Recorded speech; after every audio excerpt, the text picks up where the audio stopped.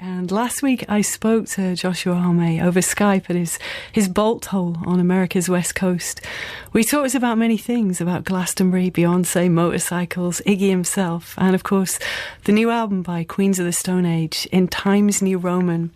And over the next 40 minutes you're going to hear the conversation that we had, and also some exclusive extracts of the new record. And we've called this piece The Bones of Joshua. Go.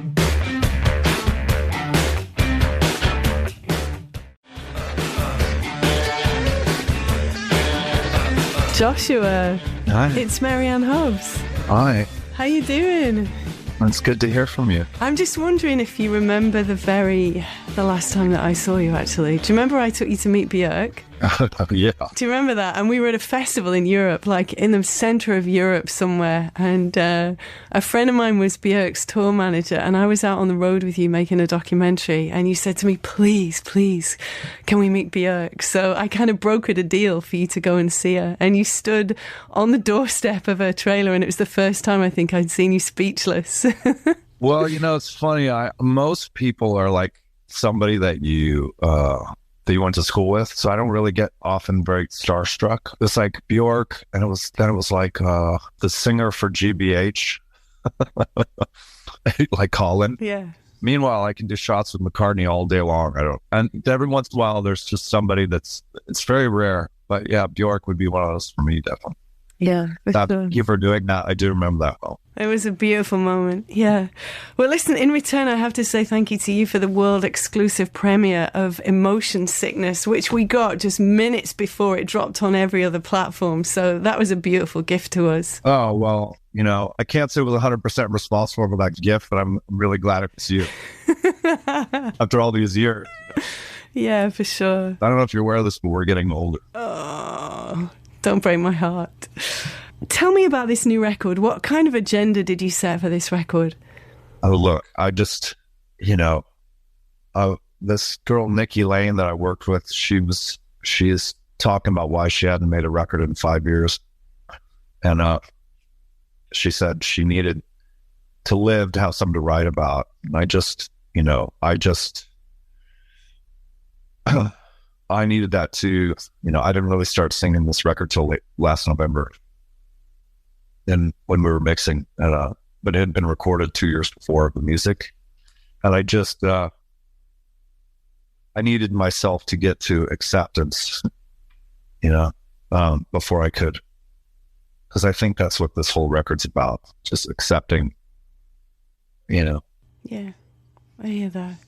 I remember a very beautiful expression that you once made to me, and you talked to me about the songwriting process, and you said it was kind of a little bit like trying to catch a butterfly and falling over logs as you were moving through the forest, and that butterfly was always just a moment out of reach. Yeah, I don't know what it is. The other analogy I've used is like chasing brake lights in the dust, and like just being so excited to see the brake lights to know I'm that close, Mm-hmm.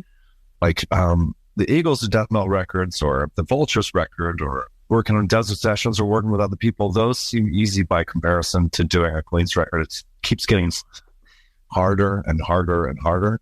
And I think that's probably because I'm in charge of the words for sure, and when I was younger, I was just moving at the speed of inspiration, and I felt comfortable in being strange as a way to maybe be a trick to cover up what you think and what you feel sometimes, or as like bits of strange in order to cover up the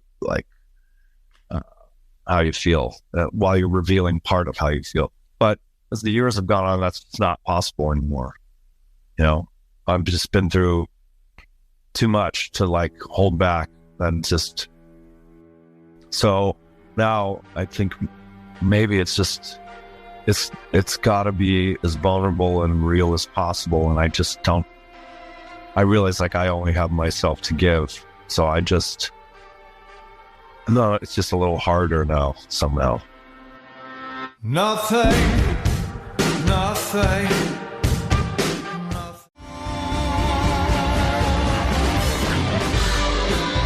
I'm kind of interested in the process. You speak very emotively about this. How are these words actually landing for you? You're saying to me that you are obviously 100% responsible for this element of the songwriting. How is it coalescing? Well, it's weird because there's strange moments. I just looked at a lyric video for Carnival Europe done by this fellow Liam Lynch, who I've worked with for years.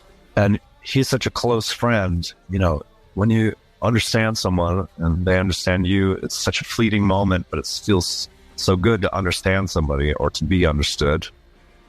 And so he's making these things from a place of understanding, and like, it's almost like, God, I wonder if I'm going to break down right now, because I'm just not right now. But and when I was watching this thing, because I've never seen the lyrics up against this backdrop of someone who has a good understanding and can do visuals like that, you know. I was really thankful, honestly, to see someone who cares so much like Liam make something about something I care about, you know. It just felt good to be able to have that possibility of something doing that, you know, just to be able to participate in something like that, you know. I guess I enter this record sort of the most thankful for what it is I do than I ever have in any other record before. Yeah. That's really interesting. So tell me about the influences in your life, be they powerful or very subtle, perhaps, that you found positive, that you found really progressive at this point. I've been reading a lot of Carl Jung, a lot about uniting the two sides of yourself, that shadow self and the self that's out there in the world, to be seen easier. And it just meant a lot to me because everyone has had such a difficult 4 or 5 years. And I too have had that, you know. But as I said before, I just was very much into finding a way not to hold on to things when I'm not supposed to, you know. There's been a lot of things that I haven't lost. They've just gone away. They've ended. They reached their conclusion. And I want to be able to understand that and be okay and letting go of that. You know, it would be a shame to deny the reality that something is gone and try to hold on too tight, and that not be the case. I think, and that's probably why I couldn't sing this or finish the words. I really couldn't finish the words. I was like terrified to finish the words, if I'm being honest, you know. But then when I could, it was like, I got it. I can let it go, you know. Oh, you stop again.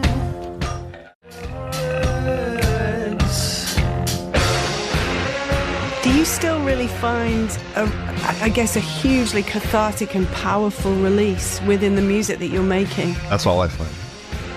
That's what I find, especially when you make a record, I guess, under what I would call duress, you know. It's not that it was duress by a record label or the guys, you know. They were really supportive of, like, you should use this thing for the reason it's there, you know. And I think opening your jacket and revealing where your heart beats to the world is hard sometimes, but that's kind of what this has become about. And in particular, I think since Like Clockwork, where I was like, I have to, in the making of this, there isn't the rest of the world there. And so searching the darkest paths in what you have has been what I've been trying to do for myself, and for it to be real and to feel honest and to feel like it means something, you know. And there's a little bit of horror in that it's going to go out everywhere, you know, because then I have to face the fact that I have to deal with everyone else is going to interpret that. I want God to come and take me home.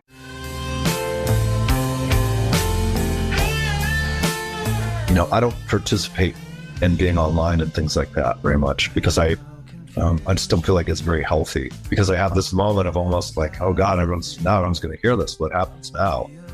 You know? So I think this, like, many years of learning to let go of things and just let them go, you know? So the record comes out and it's like, you know, you just let it go, and it's almost like it's yours now. It's not mine anymore, you know? And that exercise has been helpful. Yeah, I mean, I love to leap from the darkness when no one has any clue you're at a record company. It's why there isn't much preamble in my world anymore. It's just like, ooh, you know, and because I think that's something more enjoyable for a fan. If I was a fan, I would like that. So it's more what would a fan want, you know? Then that's the question we keep asking over and over and over and over. Yeah, I would want to be shocked. I want someone to pull my collar and say, "Gotta hear this," and strangely, sorry, that's my dad. take it. It's fine. That's just my son's at the orthodontist. I don't think I have time to take it with us. But thank you for saying that. Yeah, I lost my train of thought, but my dad often does that to me. Just calls you at an optimum moment. Yeah, I hear that. Tell me about your relationship with your audience in the UK. I mean, to me, it's always just been such a profoundly special thing. It's been like a symbiotic relationship, and it's intimate with you always, isn't it? Well, I think the UK audience always surprises me because I always get my mind blown by them. I think I always feel like I'm trying to do that for them, but it's always happening back because I always feel like a kid from the desert that no one's going to know what I do, you know? So I think I'm always stuck in the surprise of how kind the UK audience is and how excited they are. And so I think a lot of these things are really made directly at the UK audience because it's like, I don't want to let go of your hand or something. You know? We're excited that you're coming back to headline the other stage at Glastonbury too this year. That's going to be big. You've done it before once, haven't you? You know, I must say, I keep getting the call to do the hard job. So before, there was this thing where it's like, no one will accept the gig against Beyonce, right? So I was like, well, I will. And we had an enormous success, and it was wonderful.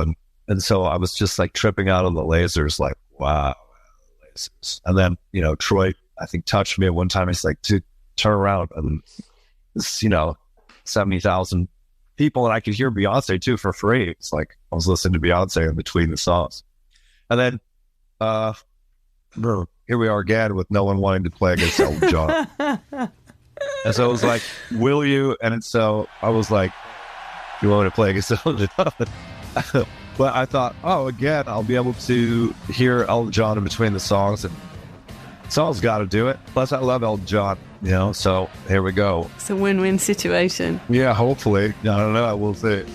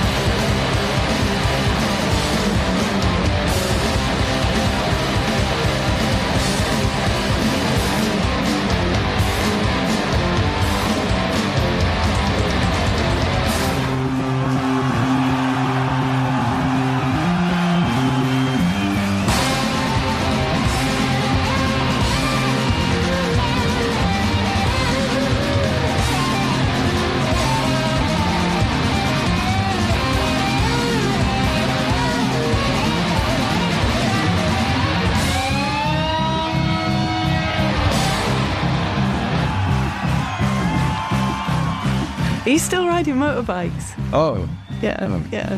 What are you riding right now? I have a 70 Triumph Bonneville that's been stretched out for my length, and I have what I call a grandpa bike, which is a Harley Ultra Classic, because you can listen to the radio, and then I have a chopper that's been SS, 121 cc engine with a 6-speed Ribera. And it almost looks like a sketch of the motorcycle that was never finished.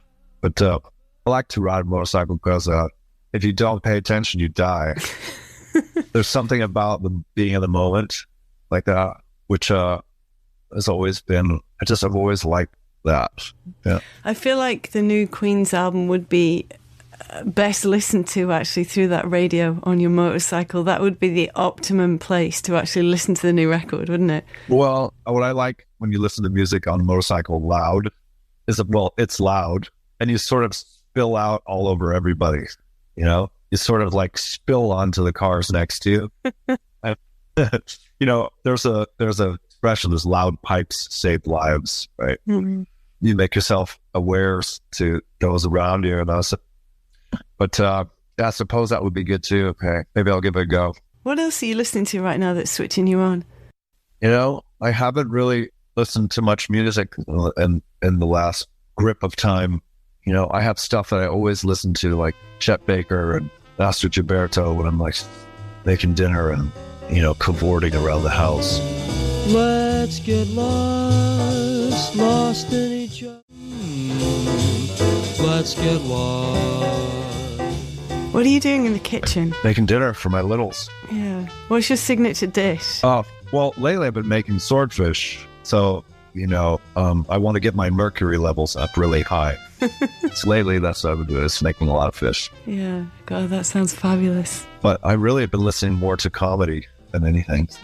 I've always been a bit of a comedy nerd. I saw George Carlin when I was 9 years old, and I never looked back, So I've been listening to a lot of Maria Bamford, a lot of Nikki Glaser, and a lot of Mark Norman, and a lot of Bill Burr, and a lot of Ricky Gervais, and even a little Jack Whitehall. I think for me, especially, when life is good, it's funny, and when life is horrific, it's really funny. And so I think comedy has always been it's a way of making fun when there is not, right? And in my own gallows humor, I like a little comedy. So when I'm driving along, that's what I'm doing. Are there other people at this juncture that you think, I would really love to work with that person, I've never done it before, that you might loop into a desert session or another project? Well, there's things that are interesting, and because they're on chemistry, but after the Iggy thing, I was like, I don't know what to do. I had very severe post-pop depression. I just was, and that was the pinnacle of my musical collaborative desires, And so now I'm just sort of taking it as it comes, I mean, I'd love to do another dozen sessions, and I think there's a lot of strange chemistry possibilities there. And I just like to be a little part of something that's bigger, So I like to be small too. Tell me about Iggy just really quickly before I let you go. Tell me about that experience. Well, what I would say is that people say, well, she's a 1 in a million, or he's a 1 in a million. It's like, I think that he is 1 in 4 billion. I just think he's well read, comes from a tough post-war upbringing. He is truly an incredible poet, and there is no one who's been so far ahead of their time for so long. I mean, it took 35 years for the Stooges to have a gold record, but they spawned 1,000 bands. But people hated his Stooges, and just a little wiry muscle that's hung like a mule too. It's just this strange confluence of everything. Plus, someone who has a high threshold for pain, but a high desire for risk. He has this confluence of things, and someone who also, I try to live for the third truth. Those 3 truths: yours, mine, what actually happened. But Iggy, I mean, he never takes credit for something that wasn't his. And Iggy still has a bottle of wine with dinner every night, and that's it. There's something gorgeous about this gentle control he has. He's not trying to be in control of anything, except just these little tiny things that he can control. It's the opposite of a control freak. But I also feel like being that ahead of your time is, I've seen how lonely that can be. I've seen it in him. It's just That's lonely to be. Can imagine how lonely it would be to say, God, I think this music has something about it. How come everyone hates it? It's not that they don't even like it, they actually hate it. And to still have to find a way to believe in yourself. This is very admirable. I just don't know if that could ever happen again. Joshua, listen, it's such a pleasure to talk to you. I'm going to have to let you go because we're already running late. But I just wanted to ask you one more thing. What do you see now when you look ahead? Well, 6 years is a long time to wait. Life is very short. You never know, So for the first time ever, I've made a 5-year kind of a plan. I'm going to make things. I'm going to make a lot of things. And I'm going to take the short people that live in my house, and we're going to go see the world. And we're going to do it right now. And I don't want to rest, I want to run. So that's what I'm going to do.